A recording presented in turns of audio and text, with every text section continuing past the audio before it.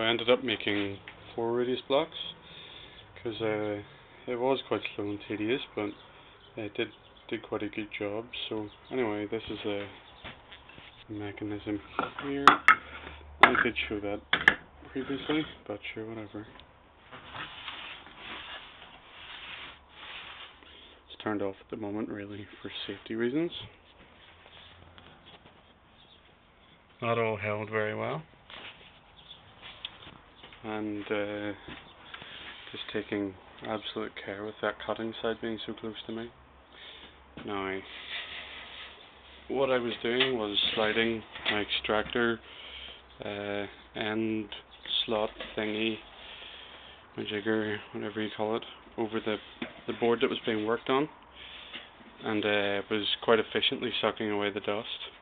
There was a lot of spray, but this slid down, and in about a millisecond that was done.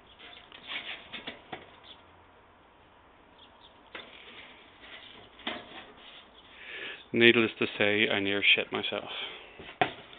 Anyway, still kept on my fingers, that's good. 12-inch radius block. They aren't perfect on the front, but it won't take long to clean those up. 14-inch radius block.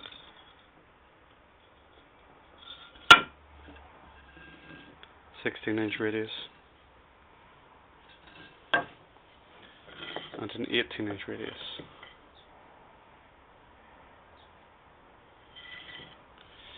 The 18-inch will be good for doing compound radiuses and maybe quite a flat radius on the extended range, extended strings instruments. 16 is fairly standard. 14 is fairly standard for carved top, Les Paul types, with bridges with tailpieces like tunematic bridges, etc., etc.